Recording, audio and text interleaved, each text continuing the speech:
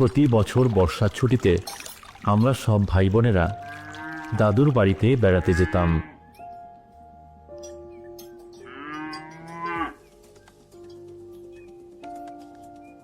সন্ধেবেলা লণ্ঠনের টিমটিমে আলোয় দাদুর কাছে ভূতের গল্প শোনা, দিদিমার হাতের দারুণ দারুণ খাবার, আর সব ভাই বোনরা একসঙ্গে কত গল্প আর খেলা। সেসব দিন কোনোদিন ভুলবার নয়। কিন্তু ছোট মামার সঙ্গে আমার সখ্যতা ছিল সবচেয়ে বেশি। মামা যেখানেই যেত ছায়ার মতো পিছু পিছু আমি ঘুরতাম।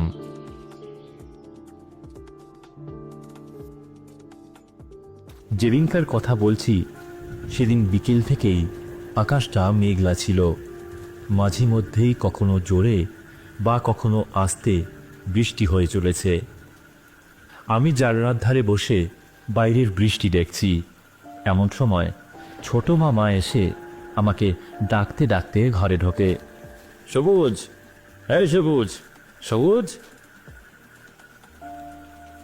হ্যাঁ রে, শোন না, বৃষ্টির দিনে ঘরে বসে থাকতে মোটে ভালো লাগছে না। তাহলে তাহলে কি করবো বাবা? আরে আরে, সে কথা বলতেই তো তোর কাছে এলাম। এই ইলিশে পুরীর বৃষ্টির দিনেই তো পদ্মার চরে অনেক অনেক ইলিশ আসে। তাই নাকি? মাছ ধরতে যাবে? কোথায় যাবে?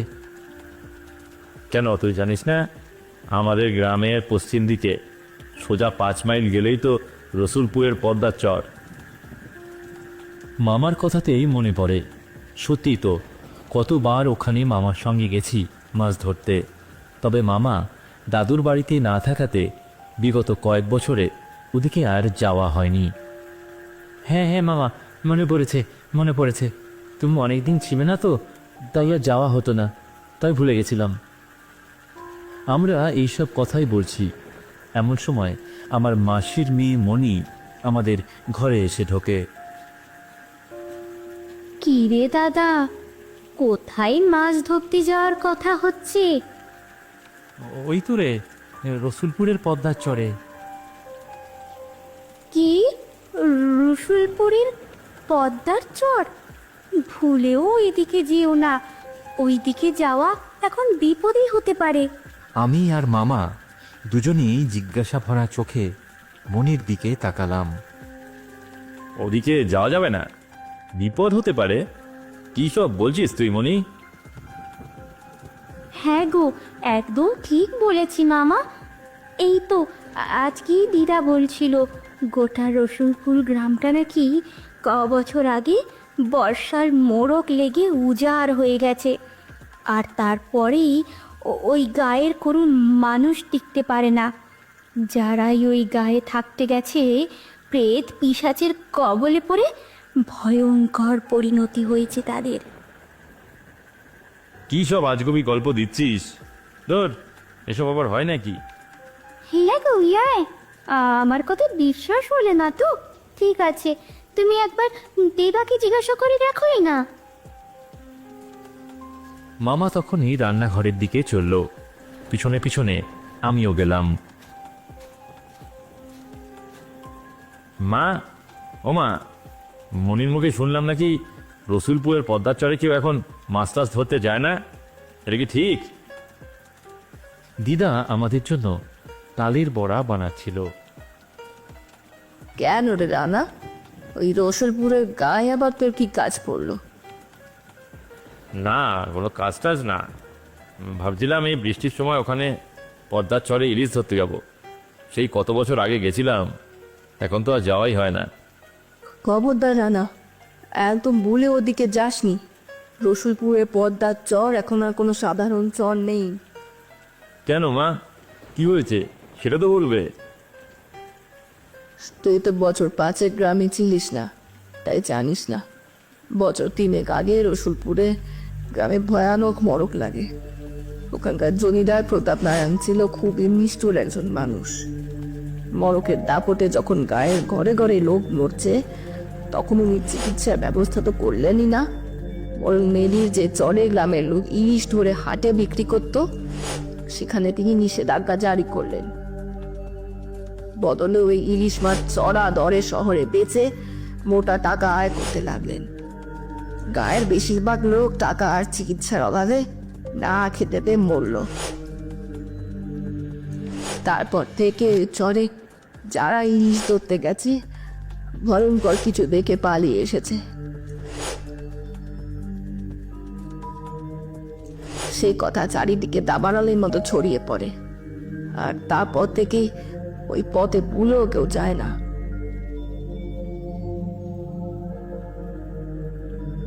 আমি জানি তুই এক সময় ওখানে গিয়ে মাছ ধরতিস, আর বিশেষ করে এই বর্ষার সময়, কিন্তু ওই কথা এখন ভুলেও ভাবিস না বাবু। ওখানে যাওয়া এখন মহাবিপদ। দিদার কথাগুলো মামা খুব মন দিয়ে শোনে, কিন্তু কোনো উত্তর দেয় না। সব শুনে কেবল জানায়, আচ্ছা আচ্ছা ঠিক আছে, আমি যাব না, তুই চিন্তা করো না মা। আমি মামার এহেন আচরণে বেশ খানিকটা অবাক হলাম। মামা চুপচাপ কোনো কিছু মেনে নেওয়ার তো মানুষ নয়।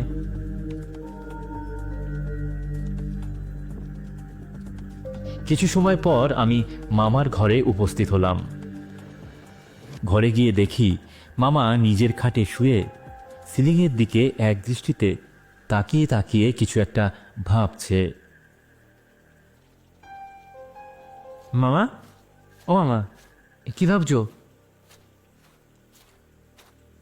মামা আমার কথাতে কোনো উত্তর না দিয়েই বলে, বুঝলি সবুজ, ঘন্টা দুই এখন একটু ঘুমিয়ে নি, মাঝরাতে আবার ওখানে যেতে হবে তো। ওখানে ওখানে মানে? ওখানে মানে আবার কি? রসুলপুরের পদ্মার চরে ইলিশ ধরবো। কি বলছো কি? দিদা কি বললো শুনলে না? এই জন্যই তো আরও যাব, আমিও দেখতে চাই সত্যি ওখানে কিছু আছে নাকি সব বুঝলো কি। তবে সবুজ, তোকে একটা অনুরোধ করব, আমি যে যাচ্ছি এই কথাটা কাউকে বলিস না। মামা, ও মামা, শোনো না, শোনো না, আমিও তোমার সঙ্গে যেতে চাই। আরে না না, একদম না, বিপদ হয়ে যাবে, তোর যাওয়ার কোনো দরকার নেই। আমি কিছু জানি না মামা, আমাকে তোমার সঙ্গে নিয়ে যেতেই হবে, নাহলে আমি দিদাকে গিয়ে কিন্তু সব বলে দেবো। তুমি আর কাউকে ভয় না পাও, দিদাকে যে ভয় পাও সে কথা আমি খুব ভালো করে জানি। মামা আমার এই কথাতে হেসে ফেলে। আচ্ছা আচ্ছা ঠিক আছে, যাস আমার সঙ্গে, আমি তো আছি, কোনো বিপদ হবে না।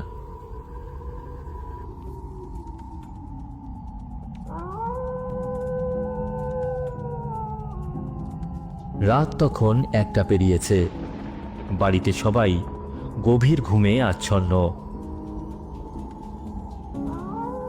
আমি আর আমার ছোট মামা ঘন অন্ধকারের ভিতর সাইকেল নিয়ে বেরিয়ে পড়লাম রসুলপুরে পদ্মার চরের দিকে। বৃষ্টি তখন থেমে গেলেও আকাশ ঘন কালো মেঘে ঢাকা। রাতটা যেন অমাবস্যার বলে মনে হচ্ছে, কিন্তু আজ অমাবস্যা নয়, পূর্ণিমা। কালো ছেঁড়া ছেঁড়া মেঘের মধ্যে দিয়ে পূর্ণিমার গোল চাঁদ বেরিয়ে পড়ছে মাঝে মাঝে। গ্রাম পেরিয়ে সরু কাঁচা রাস্তা ধরে আমরা এগিয়ে চললাম। ঘণ্টাখানিক যাওয়ার পর রসুলপুর চৌহদ্দির মধ্যে ঢুকে পড়লাম আমরা। গায়ের বাড়িগুলো এই কয়েক বছরের মধ্যে একেবারে ভেঙে চুরে গেছে। সেই পরিত্যক্ত গ্রামের মধ্যে দিয়ে যেতে যেতে গাটা কেমন যেন ছমছম করে উঠল আমার। এই সবুজ, দেখেছিস কি অবস্থা গ্রামটার? পুরো বাড়ির দরজা জানলাগুলো পর্যন্ত খুলে নিয়ে গেছে চোরে। দেখ দেখ, এখানে ওখানে কেমন ঝোপঝাড় গজিয়ে উঠেছে। কে বলবে এই কয়েক বছর আগেই একটা বর্ধিষ্ণু গ্রাম ছিল এই রসুলপুর। গ্রামের বটতলার পাশে এসে পৌঁছালাম আমরা। ওই দূরে অন্ধকার ঢাকা বকুলতলার হাট। সেদিকে তাকাতেই মনে হলো ওই হাটে এককালে যারা কেনাবেচা করতে আসতো তারা আজ কোথায়? তারা কি আজও ছায়া হয়ে এই বৃষ্টি রাতের অন্ধকারে একে একে জেগে উঠে আমাদেরকেই দেখছে।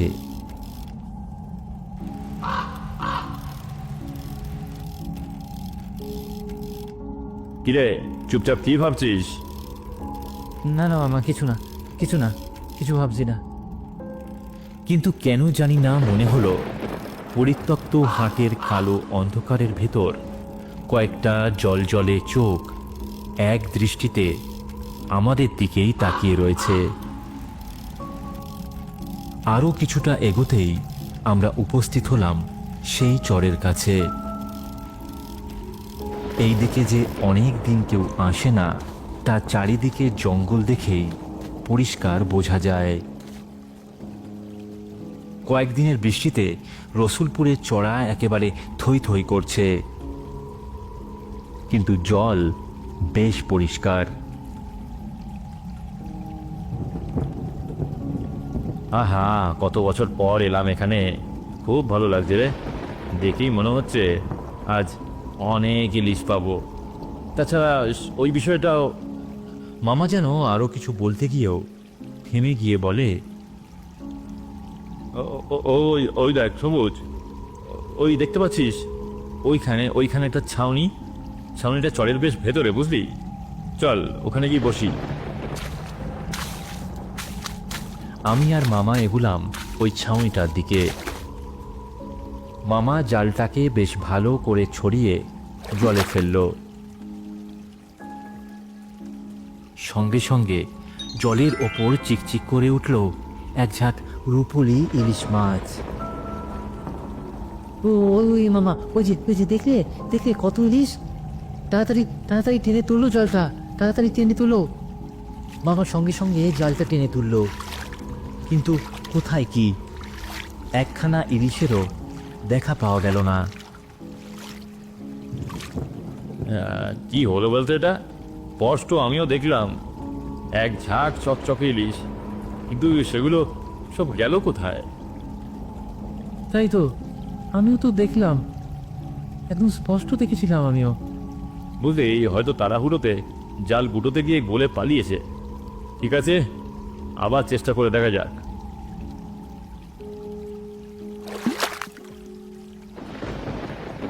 কিন্তু সময় গড়িয়ে যেতে লাগলো। বারংবার চেষ্টা করা সত্ত্বেও একবারের জন্য কোনো মাছ উঠল না আমাদের জালে।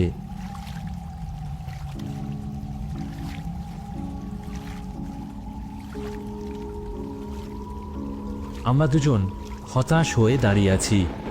এমন সময় দূর থেকে একটা ছোট ডিঙি আমাদের দিকেই আসতে দেখা গেল।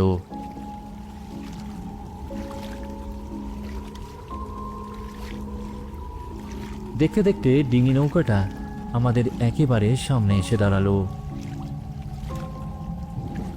কে বাবুরা, কোত্থেকে ইলিশ ধরতে এসো বুঝি? হ্যাঁ গো চাচা, কিন্তু একটাও ইলিশ তো উঠছে না।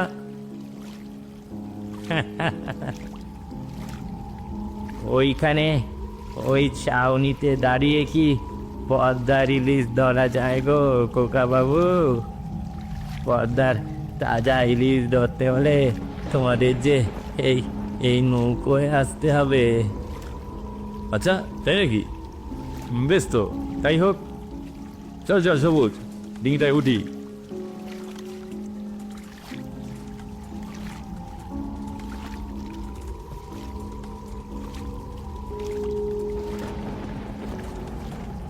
এদিকে তখনই আবার ঝিরঝিরে বৃষ্টি শুরু হয়ে গেল। মামা ডিঙিতে উঠেই কেমন যেন থমকে দাঁড়ালো, আর এদিকে ওদিকে দেখতে থাকলো বারংবার। মামা, ও মামা, কি কি কি দেখছো তুমি? না, তেমন কিছু না। কেন জানি না মনে হচ্ছে যেন এখানে অদৃশ্য কেউ বা কারা রয়েছে। তাদের উপস্থিতি আমি টের পাচ্ছি, কিন্তু ঠিক ব্যাপারটা বুঝে উঠতে পারছি না। কোথায় মামা? এইখানে তো কাউকেই দেখছি না। আরে বোকা, সব কিছু খালি চোখে দেখা যায় নাকি? এই বলেই মামা একবার চড়ার দিকে আরেকবার জলের দিকে তাকাতে থাকে। হঠাৎ একটা ঠান্ডা বাতাসের ঝটকা আমাদের শরীরকে শিহরিত করে চলে যায়। চড়ার পাশের গাছটা যেন দুলে ওঠে, কেউ যেন গাছের এক ডাল থেকে অন্য ডালে যাচ্ছে। কোনো এক রাত পাখি তখনই কর্কশ স্বরে ডেকে ওঠে।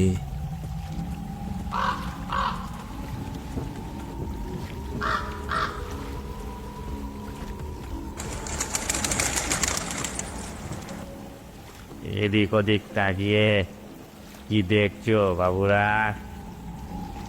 কিছু না, কিন্তু কিন্তু বাতাসে এ কিসের গন্ধ মাঝি?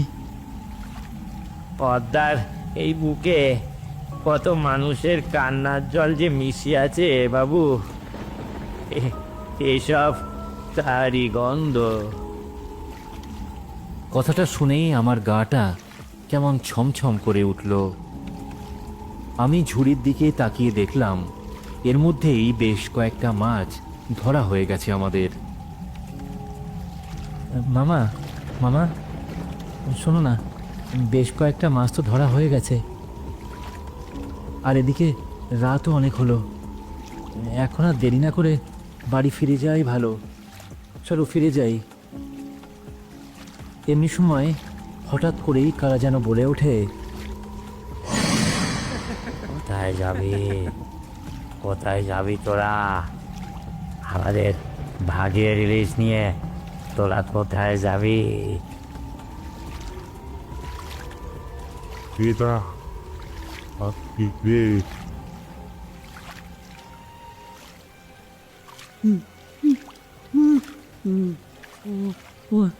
দেখো, হ্যাঁ আরে রবু, এটা দেখেছি। এখানে এখানে আসা থেকেই একটা অশুভ শক্তি থাকার ইঙ্গিত আমি পাচ্ছিলাম। এখন এখন আমার ধারণাটাই ঠিক হলো।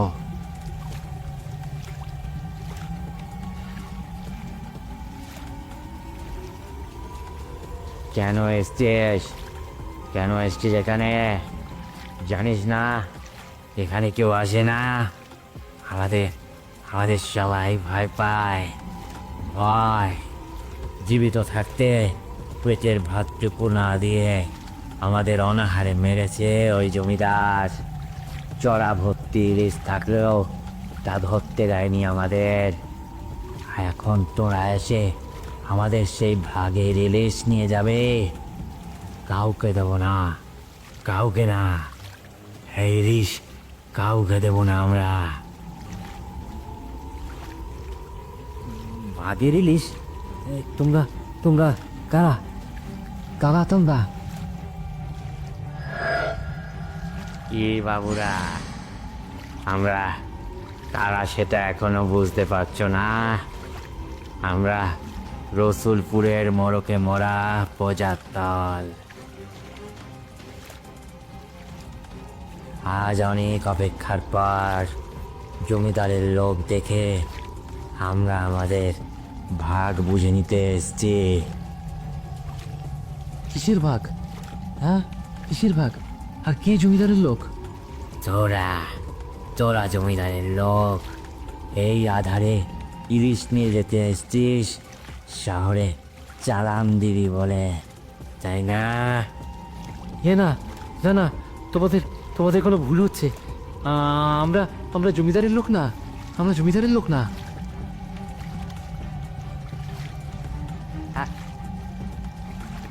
ধরা পড়লে সকলেই ও কথা বলে।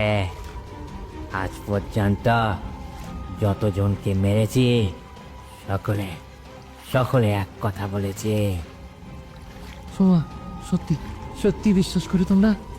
আমরা আমরা জমিদারের লোক না, আমরা জমিদারের লোক না।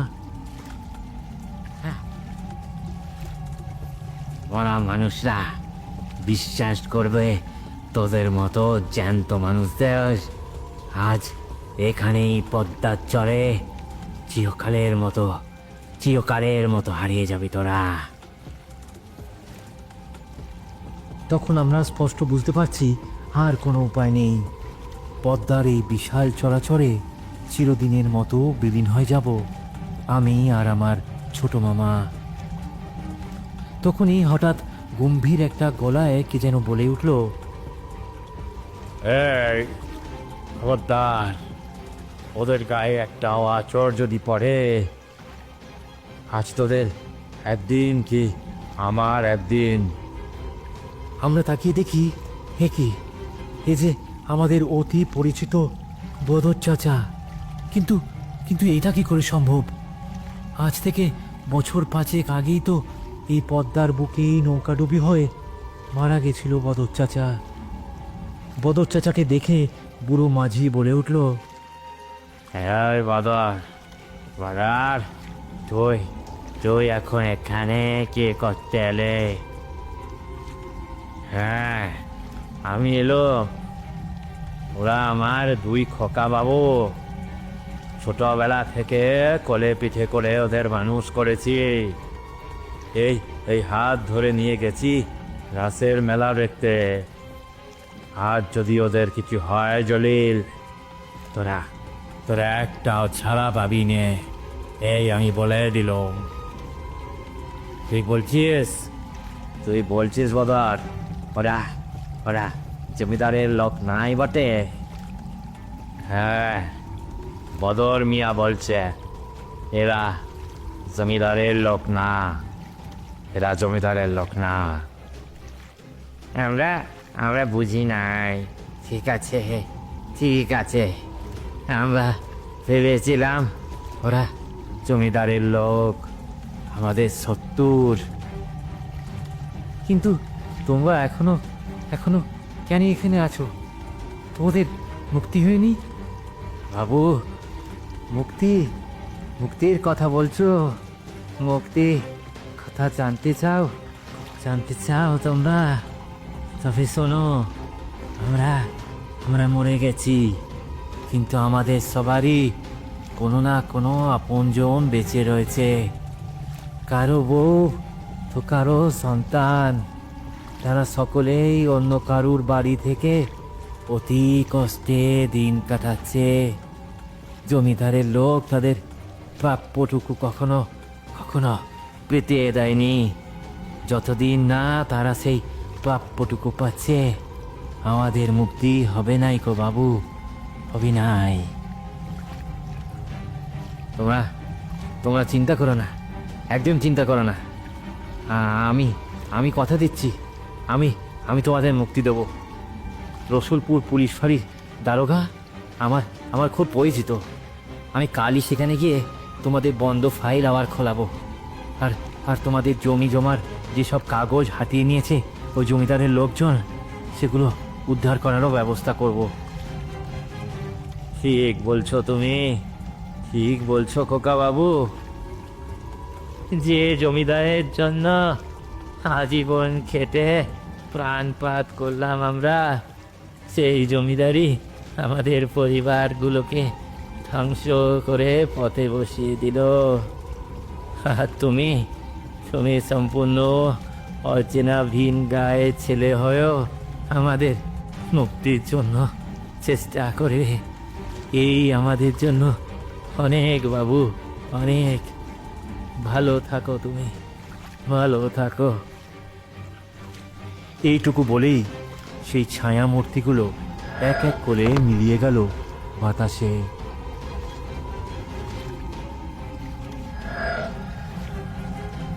সেই বিস্তীর্ণ চড়ার মধ্যে কেবল আমি আর আমার মামা তখন দাঁড়িয়ে আছি। আর একটু দূরে আমাদের অতি প্রিয় বদর চাচা। আমার আমার কাজ সারা হলো বাবু। আমি এবার তবে যাই। তুমি তুমি তুমি চলে যাবে বদর চাচা? চলে যাবে? তোমাদের দুনিয়া আর আমার দুনিয়া যে আলাদা হয়ে গেছে খোকা বাবু। তবে তবে বদর তোমাদের ভুলি নাই, কখনো ভুলিবে না। আমি আসি খোকা বাবু। তোমরা ভালো থেকো, ভালো থেকো। এই বলতে বলতেই বদর চাচাও মিলিয়ে গেল পদ্মার বুকে।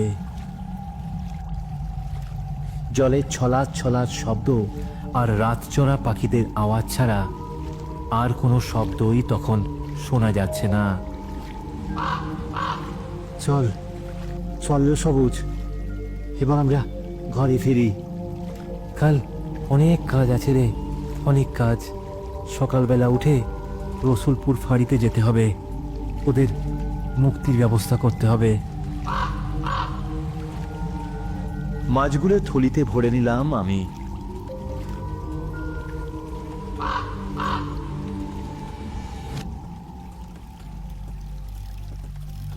ফেরার পথে রসুলপুরের রাস্তায় একটা হাওয়া উঠল।